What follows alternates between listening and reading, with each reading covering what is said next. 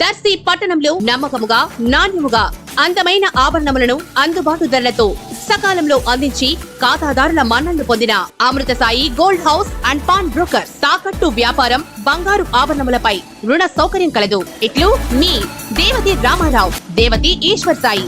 Amrutha Sai gold house and pawn brokers, గడియార స్తంభం వద్ద, కురిచేడు రోడ్, దర్శి.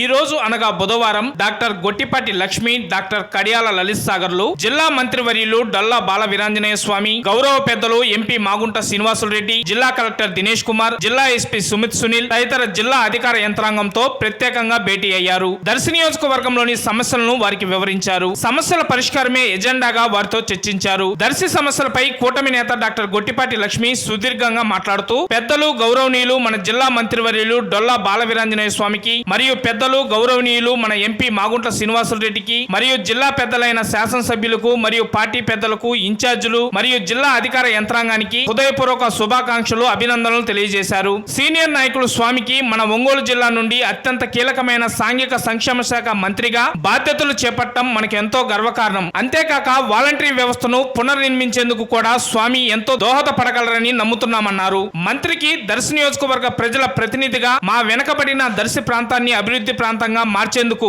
మంత్రి మరియు జిల్లా యంత్రాంగం మాకు సంపూర్ణ సహకారాన్ని అందిస్తారని నేను విశ్వసిస్తున్నానన్నారు. స్వామిని కలిసినప్పుడు నన్ను ఓ సోదరిగా అభిమానించి ఆదరిస్తున్నారని, దర్శిలో తాగునీటి సమస్యలున్నాయని, అంతేకాక సంక్షేమ హాస్టల్లో తిష్ట వేసిన సమస్యలపై కూడా నేను దృష్టి సారించి పేద, బడుగు, బలహీన వర్గాలకు మన చంద్రన్న ప్రభుత్వ పథకాలు, సూపర్ 6 పథకాలు అందే విధంగా కృషి చేస్తానని హామీ ఇస్తున్నానన్నారు. ఒక డాక్టర్ గా నాకు ప్రజల బాధలు తెలుసని, అందుకే దర్శి ప్రజలకు సేవ చేయాలని నిర్ణయించుకున్నానన్నారు. ప్రజల రుణం తీర్చుకోవాల్సిన బాధ్యత నాపై ఉందని, మీ ద్వారా దర్శి ప్రాంత అభివృద్ధికి కృషి చేస్తానని హామీ ఇస్తున్నానన్నారు. పెద్దలైన మీరందరూ నన్ను ఓ సోదరిగా ముందుండి నడిపిస్తారని ఆశాభావం వ్యక్తం చేస్తూ, ఆనాడు మన ముఖ్యమంత్రి నారా చంద్రబాబు నాయుడు ప్రచార సందర్భంగా ఇచ్చిన హామీలను నెరవేర్చే బాధ్యత మనందరిపై ఉందని, అందుకు మీ అందరి సహకారం ఎల్లవేళలా ఉండాలని, ఉంటుందని బలంగా నమ్ముతున్నానని ఆమె ఈ సందర్భంగా తెలిపారు.